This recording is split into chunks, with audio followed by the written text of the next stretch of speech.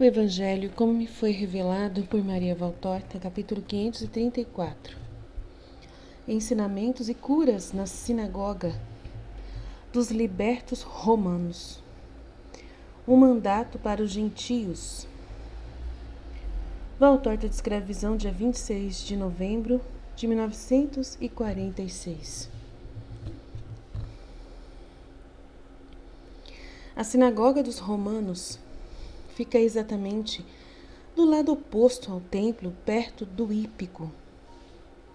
As pessoas estão à espera de Jesus, e quando o veem no começo da rua, as mulheres são as primeiras a irem ao seu encontro. Jesus está com Pedro e Tadeu.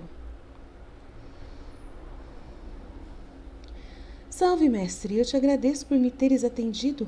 Estás entrando agora na cidade? Não, estou aí desde a hora de prima. Estive no templo. No templo? E não te insultaram? Não eram as horas da manhã. E eles não sabiam da minha vinda.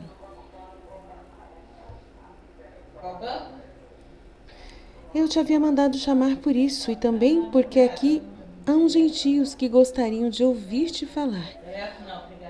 Há muitos dias que eles iam ao templo esperar-te, mas eram burlados e até ameaçados. Ontem estava eu também lá e percebi que te esperam para te insultarem. Mandei homens que ficassem em todas as portas. Com ouro tudo se consegue. Eu te fico reconhecido, mas não posso deixar de ir ao templo. Eu, Rabi de Israel, essas mulheres quem são? Ele fala, eu te fico reconhecido. Acho que eu fico agradecido, né? Tá errado aqui. Acho que eu te fico agradecido, mas não posso deixar de ir ao templo, eu que sou um Rabi de Israel. E essas mulheres, quem são? A minha liberta, Tusnilde, é Bárbara 2 vezes, Senhor. Ela é das florestas de Teutoburgo. Foi uma presa daquelas imprudentes expedições que tanto sangue custaram. Meu pai a deu de presente a minha mãe e ela a mim, quando me casei. Dos deuses dela aos nossos, dos nossos a ti, porque ela faz o que eu faço. É muito boa. As outras são mulheres dos gentios que te estão esperando. São de todas as regiões, na maior parte são umas sofredoras. Vieram com os navios dos maridos. Entremos na sinagoga. O sinagogo de pé na soleira inclina-se e se apresenta. Matatias Sículo, mestre, a ti louvor e bênção. A paz esteja contigo. Entra, vou fechar a porta para ficarmos sossegados. Tão grande é o ódio que os tijolos têm olhos e as paredes têm ouvidos para te observar e te denunciarem, mestre. Talvez sejam melhores estes, que contanto que não fiquem prejudicados os interesses deles, deixam-nos agir. Diz o velho sinagogo caminhando ao lado de Jesus, a fim de conduzi-lo para lá de um pequeno pátio a uma vasta sala que é a sinagoga. Curemos primeiro os doentes, Matatias. A fé que eles têm merece um prêmio, de Jesus. E vai passando de uma para outra das mulheres, impondo-lhes as mãos. Algumas delas estão sãs, mas o filhinho que elas têm nos braços está sofrendo e Jesus lhes cura o filhinho. Uma é uma menina completamente paralisada e, tendo ficado curada, grita: Citaré te beija as mãos, Senhor. Jesus, que já havia ido para diante, volta-se sorridente e lhe pergunta: É Síria? A mãe explica: É Fenícia, Senhor, e de Lém de Sidom. Somos das margens do Tamiri. E tem outros 10 filhos e outras 2 filhas, uma chamada Cira e a outra Tamira. Cira é viúva, ainda que seja pouco mais do que uma menina. Tanto assim é que, ficando livre, foi estabelecer-se perto do irmão que na cidade é um dos seus seguidores. Ele nos disse que podes tudo. Ela não está contigo? Sim, Senhor. Lá está ela, atrás daquelas mulheres. Vem para a frente, ordena Jesus. A mulher vai à frente, mas com medo. Não deves ter medo de mim. Se me amas, Jesus a encoraja. Eu te amo. Por isso é que eu vim de Nossa Senhora, que palavra difícil. Por isso que eu vim de Alexandrocene. Porque eu pensava que ainda te teria ouvido. e teria aprendido a suportar meus sofrimentos, e ela chora. Quando foi que ficaste viúva? No fim do vosso mês de Adar. Se tu tivesses estado aqui, Zeno não teria morrido. Ele assim dizia, porque ele tinha ouvido falar a tua palavra e acreditava em ti. Pois então ele não está morto, mulher, porque quem crê em mim está vivo. Não é este dia em que a carne vive a verdadeira, não é este dia em que a carne vive a verdadeira vida. A vida é aquela que se obtém pela fé, acompanhando o caminho, a verdade e a vida, e agindo conforme a sua palavra. Ainda que tivesse sido a fé e um segmento por pouco tempo, e trabalho por pouco tempo, interrompido pela morte do corpo, ainda que tivesse vivido por um só dia, por uma só hora, eu em verdade te digo que aquela criatura jamais conhecerá o que é a morte. Porque meu Pai, e Pai de todos os homens, não irá calcular quanto tempo transcorreu em minha lei e na fé, mas sim a vontade do homem de viver até a morte naquela lei e naquela fé. Eu prometo a vida eterna a quem crê em mim e age segundo o que eu digo, amando o Salvador, propagando esse amor, praticando no tempo que lhe é concedido os meus ensinamentos. Os operários da minha vinha são todos aqueles que vêm e dizem: Senhor, acolhe-me entre os teus operários. E nessa vontade permanece enquanto meu Pai não julgar terminado o seu dia de trabalho. Em verdade, eu vos digo que haverá operários que terão trabalhado apenas uma hora, a sua última hora, e que terão um prêmio preparado mais do que aqueles que terão trabalhado desde a primeira hora do dia, mas que trabalharam sempre com tibieza, empurrados para o trabalho somente pela ideia de não irem para o inferno. Isso é por medo do castigo. Não é este o modo de trabalhar que o meu Pai premia logo em seguida com a glória. Pelo contrário, a esses calculadores egoístas que têm pressa de fazer o bem, mas somente aquele tanto de bem que for suficiente para que não se lhe dê castigo eterno, o juiz eterno lhes dará uma longa expiação. Eles deverão aprender às próprias custas, com a expiação, a formar em si um espírito alegre no amor, em um verdadeiro amor, todo voltado para a glória de Deus. Eu vos direi ainda que no futuro haverá muitos, especialmente entre os gentios que terão sido operários por uma hora, e até por menos de uma hora, e que se tornarão gloriosos em meu reino. Porque naquela única hora em que corresponderam à graça, que os terá convidado a entrar na vinha de Deus, eles terão atingido a perfeição heróica da caridade. Portanto, cria coragem, mulher. Teu marido não está morto, mas está vivo. Não está perdido para ti, mas somente separado por algum tempo de ti.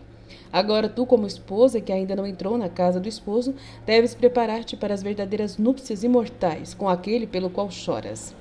Ó, felizes núpcias dos dois espíritos que se santificaram e que se unem de novo e para sempre, lá onde não há mais separação e nem medo de desamor nem sofrimento, lá onde os espíritos se rejubilarão no amor de Deus e em seu amor recíproco. A morte para os justos é a vida verdadeira, porque nada mais pode ameaçar as vitalidades do espírito, isto é, a sua permanência na justiça. Não chores e não tenhas saudade do que é passageiro da terra, Alcira. Levanta o teu espírito e vê com justiça e verdade, Deus te amou, salvando o teu consorte do perigo de que as obras do mundo arruinassem sua fé em mim. Tu me consolaste, Senhor, eu viverei como tu pediu, que tu sejas bendito e contigo teu Pai para sempre. O sinagogo, enquanto Jesus está tentando passar para a frente, diz: Posso fazer uma objeção, sem que isso te pareça uma ofensa? Fala, eu estou aqui como mestre, a fim de dar sabedoria a quem me interroga. Tu disseste que alguns se tornarão imediatamente gloriosos no céu. O céu está fechado? Não estão os justos no limbo à espera para lá entrarem? Assim é, o céu está fechado, e só será aberto pelo Redentor. Mas a hora deste chegou, em verdade. Eu te digo que o dia da redenção já está chegando no Oriente, e logo se terá chegado. Em verdade, eu te digo que não virá outra festa depois desta. Antes daquele dia, em verdade, eu te digo que já estou abrindo as portas, estando já no alto do monte do meu sacrifício. O meu sacrifício já está empurrando as portas do céu, pois já entrou em ação. Quando ele se completar, lembra-te dele, homem. Abrir-se-ão as sagradas cortinas e as portas celestiais, porque Javé não estará mais presente com sua glória no Santo dos Santos, e inútil será colocar um véu entre a incognoscível e os mortais. E a humanidade que nos precedeu e que foi justa voltará para lá onde fora destinada, com o seu primogênito à frente, já completo na carne e no espírito e com os seus irmãos vestidos de luz, que eles terão até que então as suas carnes sejam chamadas a participar do júbilo no juízo final. Jesus toma o tom de quem canta, e é que o tom que o próprio sinagogo também toma quando repete palavras bíblicas ou salmos e diz: E ele me disse: Profetiza a estes ossos e diz-lhes: Ossos áridos, escutai a palavra do Senhor. Eis que eu infundirei em vós o espírito e vivereis. Porei sobre vós os nervos, farei crescer sobre vós as carnes, estenderei vossa pele, dar-vos-ei espírito e vivereis. Sabereis que eu sou o Senhor. Eis, abrirei as vossas tumbas e vos tirarei dos sepulcros. Quando eu estiver fundido em vós o meu espírito, tereis vida e vos farei repousar na terra que é vossa. Depois ele retoma o seu modo habitual de falar, torna a baixar os braços que estavam estendidos para a frente e diz: Duas são essas ressurreições do que é árido e morno para a vida. Duas meio veladas nas palavras do profeta. A primeira, a ressurreição para a vida e na vida, isto é, na graça, que é vida para todos os que acolhem a palavra do Senhor. O Espírito gerado pelo Pai, que é Deus com o Pai, do qual é o Filho, e que se chama Verbo, o Verbo que é vida e dá vida. Aquela vida da qual todos têm necessidade, da qual estão privados Israel e os gentios. Porque se para Israel até agora ela era suficiente para obter a vida eterna, para esperar e receber a vida que vem do céu, de agora em diante, para ter vida, Israel deverá acolher a vida. Em verdade eu vos digo que aqueles do meu povo que não me acolhem a minha vida, não terão a vida, e a minha vida será para eles uma ocasião de morte, porque terão rejeitado a vida que veio comunicar-se a eles. Chegou a hora em que Israel vai dividir em vivos e mortos. É a hora de escolher, ou viver ou morrer.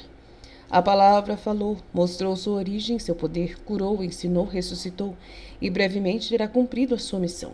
Não há mais desculpas para aqueles que não vêm a mim. O Senhor passa, e tendo passado, ele não volta. Ele não voltou ao Egito para dar de nova vida aos filhos primogênitos daqueles que haviam escarnecido dele e oprimido seus filhos. Também desta vez ele não voltará depois que a imolação do cordeiro houver decidido as sortes. Aqueles que não me acolhem antes da passagem, que me odeiam e me odiarão, não terão meu sangue para a santificação dos seus espíritos e não viverão, e não terão o seu Deus com eles. Por todo o resto de sua peregrinação sobre a terra. Ficarão sem o divino maná, sem a nuvem protetora e luminosa, sem a água que vem do céu.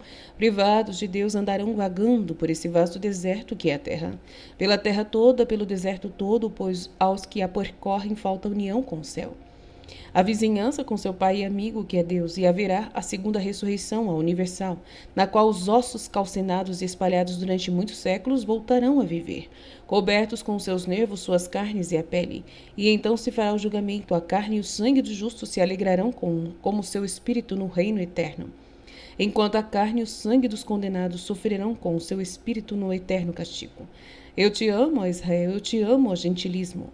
Eu te amo, ó humanidade, e por esse amor eu vos convido à vida e à ressurreição feliz. Os que estão reunidos na vasta sala ficam como que fascinados. Não há diferença entre o espanto dos hebreus e os dos outros, de outros lugares e religiões. Eu até diria que os mais reverentemente assombrados são os estrangeiros. Um velhinho honrado murmura por entre os dentes. Que foi que disseste, homem? Jesus pergunta. Que foi que disseste, homem? Pergunta-lhe Jesus, voltando-se para ele. Eu disse que eu estava repetindo as palavras que ouvi na minha juventude da boca do meu pedagogo. É concedido ao homem conhecer o ente por meio da virtude subir à perfeição divina. Na criatura está o esplendor do Criador, que tanto mais se revela, quanto mais o homem se enobrece a si mesmo com a virtude, como que consumido a matéria no fogo da virtude, e é concedido ao homem conhecer aquele ente, o qual, pelo menos uma vez na vida de um homem, com um severo ou paternal afeto, se mostra à criatura para que ela possa dizer: eu devo ser bom, infeliz de mim, se assim não for. pois que um poder imenso brilhou à minha frente para fazer-me compreender que a virtude é um dever e é um sinal da nobre natureza do homem. Encontrareis esse brilho da divindade às vezes nas belezas da natureza, outras vezes na palavra de um moribundo e até no olhar de um infeliz que olha para vós e vos julga, ou no silêncio da pessoa amada, que ao calar-se reprova uma vossa ação desonrosa, e também no espanto de um menino diante da vossa violência, ou no silêncio das noites às vezes, enquanto estáis sozinho convosco mesmo, e na sala mais fechada e solitária percebeis em vós um outro eu, bem mais forte do que o vosso, que fala com um som que não é como os outros sons. E esse será o Deus, esse Deus que deve existir, esse Deus que a criação adora, mesmo sem ainda saberem como isso há de ser feito. Esse Deus que, sendo único, verdadeiramente satisfaz os desejos dos homens virtuosos, que não se sentem saciados nem consolados com as nossas cerimônias e as nossas doutrinas, nem diante de altares vazios, por mais que acima deles esteja uma estátua. Sei muito bem essas palavras, porque há muitos lustros em que as repito como meu código e minha esperança. Eu vivi, trabalhei, também sofri e chorei, mas tudo suportei e espero com firmeza. Espero encontrar antes da morte esse Deus que Hermógenes me havia prometido que eu haveria de conhecer. Agora mesmo eu me dizia tê-lo verdadeiramente visto, e não como relâmpago, e não como um som sem som. Eu ouvi a palavra dele, mas em uma muito serena, muito bela forma de homem que me apareceu divino, e eu ouvi, e estou tomado por um sagrado espanto. A alma, esta coisa que os verdadeiros homens admitem, a minha alma te acolhe à perfeição e te diz: ensina-me o teu caminho, a tua vida e a tua verdade, para que um dia eu, um homem solitário, me una contigo, ó suprema beleza. Nós nos uniremos, sim. E ainda te digo que mais tarde estarás junto também com Hermógenes. Mas ele morreu sem conhecer-te. Não é o conhecimento material único necessário para possuir-me. O homem que por sua virtude chega a perceber o Deus desconhecido e a ser virtuoso em homenagem a esse Deus, porque Deus a ele se revelou, terá um prêmio por sua vida virtuosa. Pobre dele se lhe fosse necessário conhecer-me pessoalmente. Bem depressa ninguém mais teria um modo de unir-se a mim. Porque eu vou-lo digo, logo o vivente deixará o reino dos mortos, para voltar ao reino da vida. E não mais os homens terão outro modo de conhecer-me, senão pela fé e pelo Espírito. Mas em vez de ficar parado, o conhecimento de mim se propagará e será perfeito mesmo somente pelo Espírito. Pois estará livre de todas as dificuldades que os nossos sentidos humanos têm. Deus falará, Deus agirá, Deus viverá. Deus se revelará aos espíritos de seus fiéis em sua incognoscível e perfeita natureza que ele é, Espírito. E os homens amarão o Deus homem. E o Deus homem amará os homens com meios novos, com os inefáveis meios em que o seu infinito amor tiver deixado sobre a terra, os sacramentos, antes de voltar para o Pai depois de ter cumprido tudo. Ó, Senhor, Senhor, dize-nos então como é que poderemos encontrar-te e conhecer que és tu quem nos está falando e onde é que estarás depois que tiveres ido embora daqui, exclamam diversos. E alguns ainda continuam. Nós somos gentios e não conhecemos a tua lei, não temos tempo para ficar aqui e acompanhar-te. Como faremos para termos aquela virtude que nos torne merecedores de conhecer a Deus? Jesus sorri radiante de beleza em sua felicidade por essas conquistas no meio dos gentios e com doçura explica. Não vos preocupeis em saber muitas leis. Não, estou lendo. Não vos preocupeis em saber muitas leis. Irão estes e põe a mão sobre os ombros de Pedro e de Tadeu. Levar minha lei pelo mundo, mas enquanto eles não chegam lá, tende uma norma de lei, as seguintes e poucas frases nas quais está resumida a minha lei de salvação. Amai a Deus com todo o vosso coração, amai as autoridades, os parentes, os amigos, os servos, o povo e até os inimigos, como vos amais a vós mesmos, e para estardes seguros de não pecardes, antes de fazer qualquer ação, tanto se ela for mandada como se for espontânea, perguntai a vós mesmo, gostaria eu que o que eu estou querendo fazer a este fosse feito a mim? E se percebeis que não gostarias que fosse feito isso a você, não o faça. Com essas simples linhas podeis traçar para vós o caminho, pelo qual Deus virá a vós e vós ireis a Deus. Porque ninguém quereria que um filho fosse ingrato, que alguém o matasse, que algum outro lhe roubasse, ou lhe levasse a esposa, ou lhe desonrasse a irmã, ou a filha, ou lhe usurpasse a casa, os campos e os servos fiéis. Com esta regra de vida sereis bons filhos e bons pais, bons maridos, irmãos negociantes e amigos honestos. Portanto, sereis virtuosos e Deus virá a vós. Eu tenho ao meu redor não somente hebreus e prosélitos, nos quais não há malícia. Quero dizer que venha a mim não para apanhar-me em faltas, como fazem aqueles que vos expulsaram do templo para que não viesseis à vida. Mas também os gentios de todas as partes do mundo eu vejo os cretenses e os fenícios misturados com os habitantes do Ponto e da Frígia. E há um daquelas praias até onde chegam as águas do mar desconhecidas e que é passagem para outras terras, onde também eu serei amado nelas. Vejo gregos com sicilianos, sirenaicos com asiáticos. Pois bem, eu vos digo, ide, dizei em vossas cidades que a luz está no mundo, e que venha a luz. Dizei que a sabedoria deixou os céus a fim de fazer-se pão para os homens, e água para os homens doentios. Dizei que a vida veio para tornar são de novo e ressuscitar o que está doente e morto. E dizei que o tempo passa rápido como o relâmpago de verão. Quem tem desejo de Deus, venha, seu espírito conhecerá Deus. Quem tem desejo de cura, venha, a minha mão, enquanto estiver livre, dará cura àqueles que a invocarem com fé. Que a invocam com fé. Dizei sim, ide solícitos, dizei que o Salvador está esperando por aqueles que o esperam e desejam uma ajuda do alto pela Páscoa na Cidade Santa. Dizei a aqueles que têm necessidade e também àqueles que são simplesmente uns curiosos.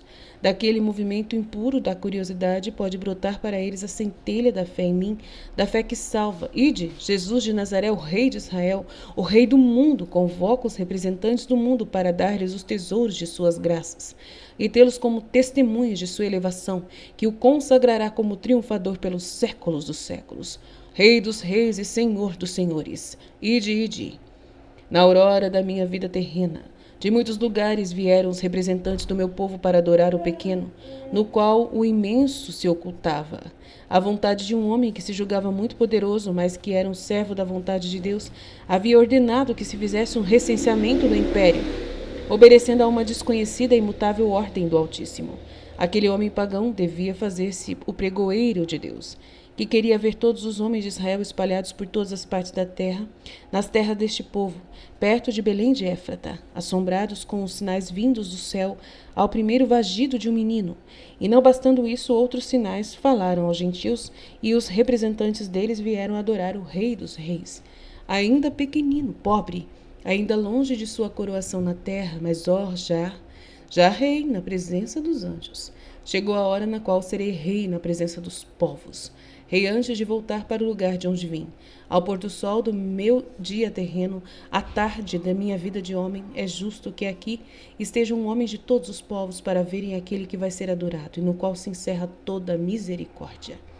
E que fluam dela os bons, as primícias desta nossa messe, essa nova messe, um novo povo desta misericórdia, que se abrirá como uma nuvem de Nizam para encher os rios de águas salutares, a fim de que fiquem aptos para tornar frutívoras as árvores plantadas em suas margens, como se lê em Ezequiel. E Jesus começa de novo a curar os doentes e as doentes, e a recolher os nomes deles, pois agora cada um quer dizer o seu.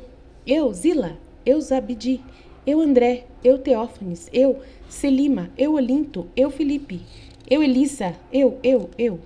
Acabou. Ele quereria ir-se, mas eles pedem e insistem com ele que fique. E fale ainda. Um deles talvez seja um zarolho, pois está com um olho coberto por uma bandagem, também diz para continuar a retê-lo. Senhor, eu fui ferido por um homem que tinha inveja dos meus bons negócios, salvei ainda minha vida com dificuldade, mas um olho eu perdi vazado por um dos golpes. Agora o meu rival ficou pobre e mal visto e fugiu para um lugar perto de Corinto. Eu sou de Corinto, o que eu deveria fazer com aquele homem que quase me matou? Não fazer aos outros o que jamais eu não gostaria que me fizessem? Está bem, mas desse homem eu já recebi o mal, muito mal. E o rosto dele está com uma expressão na qual se pode ler o que ele não disse. E por isso eu deveria dar-lhe um troco? Mas Jesus olha para ele com um ar de sorriso em seus olhos de safira, sim, mas com uma dignidade de mestre em todo o seu rosto, e diz: E tu, que és da Grécia, ainda me perguntas? Por acaso não disseram os vossos grandes que os mortais se tornam semelhantes a Deus quando correspondem aos dois dons que Deus lhes deu, e que são o poder estar na verdade e fazer o bem ao próximo? Ah, sim, Pitágoras. E não disseram que o homem se aproxima de Deus não com a ciência e o poder, ou outra coisa, e sim fazendo o bem? Ah, sim, Demóstenes. Mas desculpa, mestre, se eu te pergunto, tu não deixas de ser um hebreu e os hebreus não amam os nossos filósofos. Como sabes estas coisas? Homem, porque era eu, a sabedoria, quem inspirava os inteligências para pensarem aquelas palavras. Eu estou onde o bem está sendo feito. Tu, um grego, escuta os conselhos dos sábios, de cujos conselhos eu ainda estou falando. Faze o bem a quem te fez o mal e serás chamado santo de Deus. E agora deixe-me ir. Há outros que me estão esperando. Adeus, Valéria. E não temas por mim. Ainda não é a minha hora. Quando chegar a hora, nem mesmo todos os exércitos de César poderão pôr obstáculos aos meus adversários. Salve, mestre, reza por mim. Para que a paz te possua, Deus, a paz esteja com todos vocês. Sinagogo, a paz esteja com todos os que creem e com os que se inclinam para a paz. E com um gesto que é de saudação e de bênção, sai da sala, atravessa o pátio e vai para a rua. E assim termina essa longa e maravilhosa visão. Fiat.